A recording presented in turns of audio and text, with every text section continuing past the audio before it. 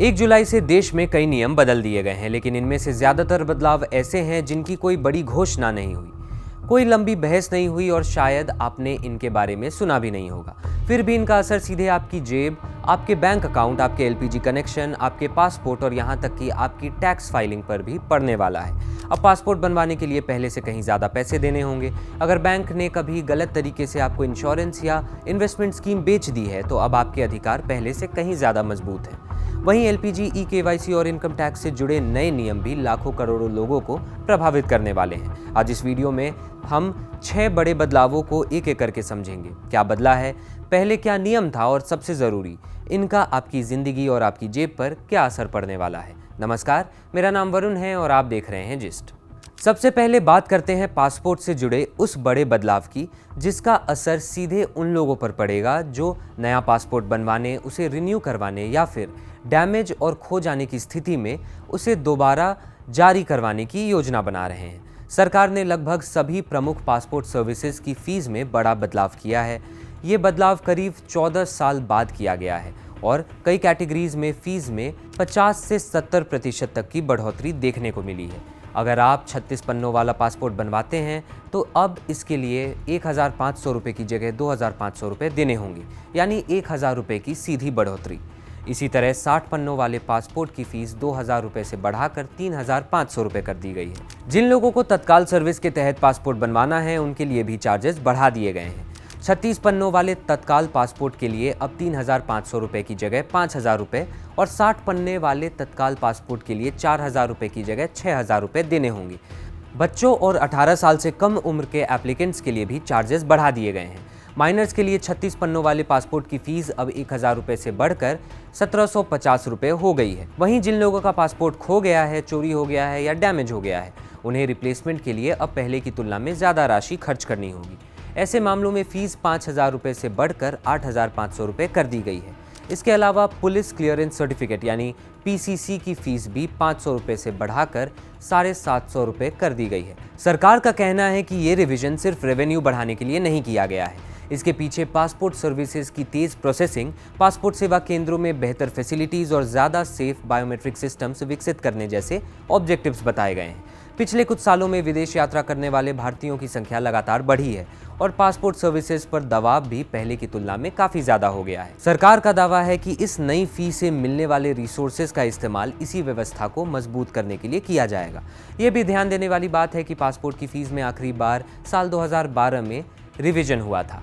उसके बाद लगभग 14 वर्षों तक इसमें कोई बदलाव नहीं किया गया। इस दौरान देश की इकोनॉमी, महंगाई, टेक्नोलॉजी और सरकारी सर्विसेज की लागत में लगातार बदलाव आया। इसी अवधि में डिजिटल इंडिया, यूपीआई, आधार बेस्ड सर्विसेज और ऑनलाइन गवर्नमेंट प्रोसेसेस का तेजी से विस्तार हुआ, लेकिन पासपोर्ट चार्जेस पहले जैसे ही बने रहे। अब सरकार ने लंबे अंतराल के बाद एक साथ व्यापक रिवीजन लागू किया है। भारत से हर साल लाखों लोग gulf countries, Europe, America, Canada, Australia और एशिया के दूसरे देशों में एम्प्लॉयमेंट, एजुकेशन और बिजनेस के लिए जाते हैं। इनमें बड़ी संख्या ऐसे युवाओं की होती है जो पहली बार विदेश जाने की तैयारी कर रहे होते हैं। ऐसे एप्लीकेंट्स के लिए पासपोर्ट केवल एक आइडेंटिटी डॉक्यूमेंट नहीं, बल्कि बेहतर भविष्य की दिशा में पहला आधिकारिक डॉक्यूमेंट भी होता है।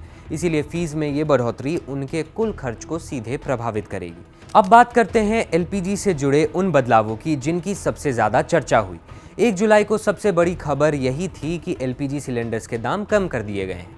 लेकिन जब इस बदलाव को विस्तार से देखा गया तो पता लगा कि इसका फ़ायदा सभी कंज्यूमर्स को नहीं मिलेगा। सरकार ने केवल 19 किलोग्राम वाले कमर्शियल एलपीजी सिलेंडर की कीमतों में कटौती की है। दिल्ली में इसकी कीमत 183.5 रुपये घटाकर लगभग 2,930 रुपये कर दी गई है। ये सिलेंडर मुख्य रूप से होटल, रेस्टोरेंट, ढाबे, केटरिंग सर्विसेज और छोटे बड़े कमर्शियल एस्टैब्लिशमेंट में इस्तेमाल किया जाता है। दूसरी ओर 14.2 किलोग्राम वाले घरेलू एलपीजी सिलेंडर की कीमतों में कोई बदलाव नहीं किया गया है। यानी देश के करोड़ों परिवार जो अपने घरों में एलपीजी का उपयोग करते हैं, उनके गैस खर्च पर इस फैसले का कोई भी सीधा असर नहीं पड़ेगा। इस कटौती के बैकग्राउंड को समझना भी ज़रूरी है। साल 2026 की शुरुआत से ही इंटरनेशनल मार्केट में कच्चे तेल और गैस की कीमतों में लगातार उतार चढ़ाव देखने को मिला। विशेष रूप से मार्च से जून के बीच कमर्शियल एलपीजी सिलेंडर्स की कीमतों में कई बार बढ़ोतरी हुई। कुछ महीनों में पर सिलेंडर 40 से 50 रुपये से ज़्यादा की वृद्धि दर्ज की गई। इसका सबसे बड़ा कारण वेस्ट एशिया में पैदा हुआ जियोपॉलिटिकल टेंशन था, जिसने ग्लोबल एनर्जी सप्लाई चेन को प्रभावित किया था।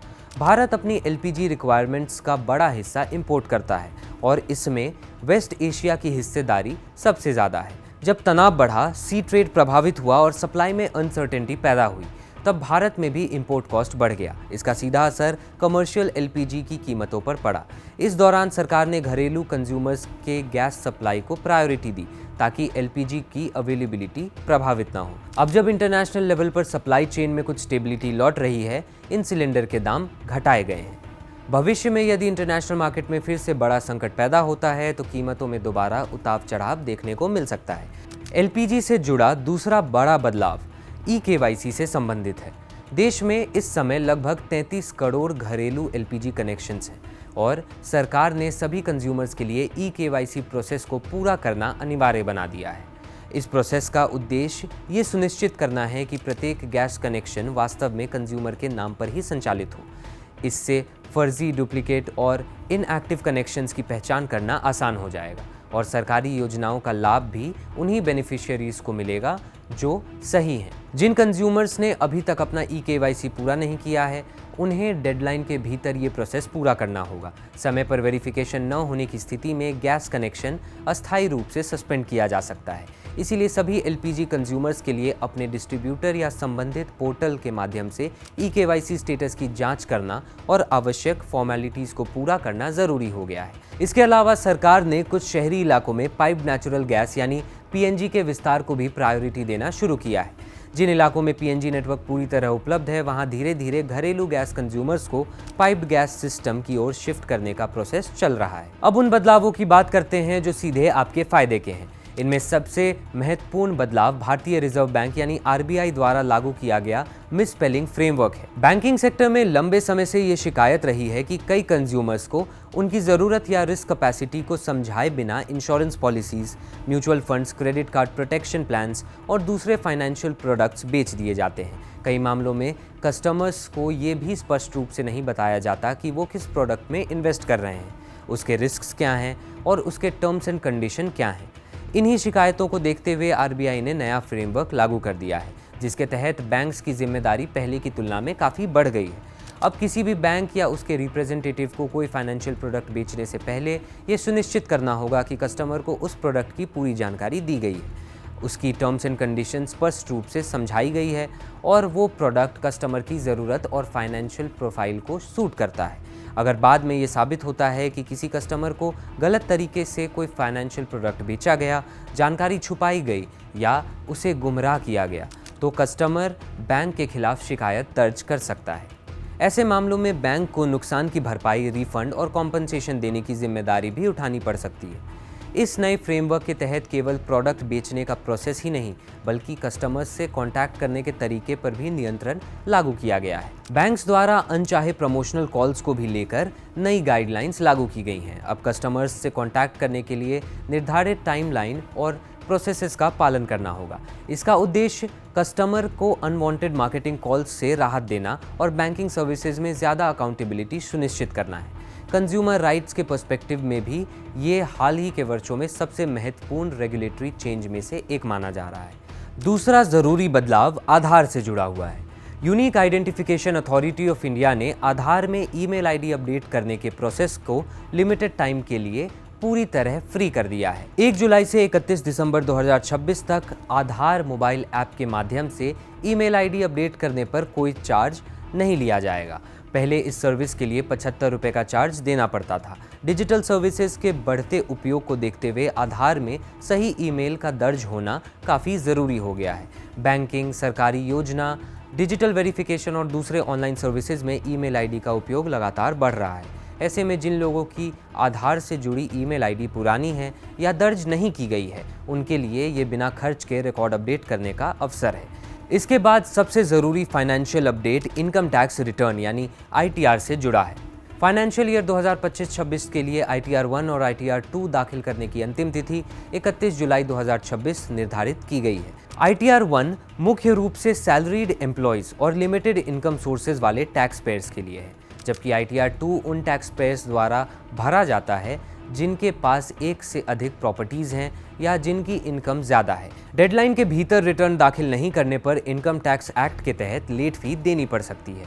कई मामलों में ये पेनल्टी 5,000 रुपये तक हो सकती है। एक्सपर्ट्स लगातार सलाह देते हैं कि रिटर्न आखिरी दिनों तक टालने के बजाय समय रहते दाखिल कर देना चाहिए। हर साल आखिरी हफ्ते में इनकम टैक्स पोर्टल पर ज़्यादा ट्रैफिक होने के कारण टेक्निकल इश्यूज सामने आते हैं, जिससे रिटर्न भरने में देरी या एरर्स की संभावना बढ़ जाती है। समय पर रिटर्न दाखिल करने पर इन समस्याओं से बचा जा सकता है और डॉक्यूमेंट्स की जांच के लिए भी पर्याप्त समय मिल जाता है। अगला बदलाव क्रेडिट कार्ड यूजर से जुड़ा हुआ है। प्राइवेट और पब्लिक सेक्टर के कुछ प्रमुख बैंक्स ने अपने कार्ड्स पर मिलने वाले बेनिफिट्स के टर्म्स एंड कंडीशंस में बदलाव किए हैं। HDFC बैंक्स ने अपने कुछ क्रेडिट कार्ड्स पर मिलने वाले डोमेस्टिक एयरपोर्ट लाउंज फैसिलिटी को अब स्पेंडिंग बेस्ड बना दिया है। पहले जिन कार्ड होल्डर्स को ये फैसिलिटी बिना किसी एक्स्ट्रा शर्त के मिल जाती थी, अब उन्हें पिछले कैलेंडर क्वार्टर में फिक्स्ड मिनिमम स्पेंडिंग को पूरा करना होगा। ये बदलाव उन कस्टमर्स को प्रभावित करेगा जो नियमित रूप से एयरपोर्ट लाउंज फैसिलिटीज़ का उपयोग करते हैं। इसी तरह SBI ने फ़ोनपे को ब्रांडेड क्रेडिट कार्ड के रिवॉर्ड पॉइंट स्ट्रक्चर में भी बदलाव किए हैं। कुछ स्पेंडिंग कैटेगरीज पर मिलने वाले रिवॉर्ड पॉइंट्स की लिमिट तय कर दी गई हैं और कुछ ट्रांजैक्शंस अब रिवॉर्ड्स के लिए एलिजिबल नहीं होंगे। इसका सीधा असर उन कस्टमर्स को पड़ेगा जो अपने खर्चों और ऑनलाइन पेमेंट्स के लिए इन कार्ड्स का उपयोग करते हैं। इन सभी बदलावों को एक साथ देखें तो ये स्पष्ट होता है कि 1 जुलाई से लागू हुए नियम केवल कीमतों में बदलाव तक सीमित नहीं है। इनमें कंज्यूमर राइट्स को मजबूत करने, डिजिटल सर्विसेज को और आसान बनाने, टैक्स कंप्लायंस को पंक्चुअल रखने और बैंकिंग फैसिलिटीज़ के टर्म्स एंड कंडीशन को और स्पष्ट बनाने की दिशा में भी कई महत्वपूर्ण कदम शामिल हैं। कुछ बदलाव सीधे आर्थिक राहत देते हैं, कुछ लोगों को ज़्यादा सावधानी बरतने की आवश्यकता पैदा करते हैं, जबकि कुछ ऐसे हैं जो लंबे समय में कंज्यूमर्स को ज़्यादा सुरक्षित और ट्रांसपेरेंसी दे सकते हैं। अब आपको इन बदलावों से कितना फ़र्क पड़ता है और आप इन बदलावों के बारे में क्या सोचते हैं, अपनी राय हमें कमेंट्स में ज़रूर बताएं। देश और दुनिया की बड़ी खबरों के लिए देखते रहिए जिस्ट। शुक्रिया।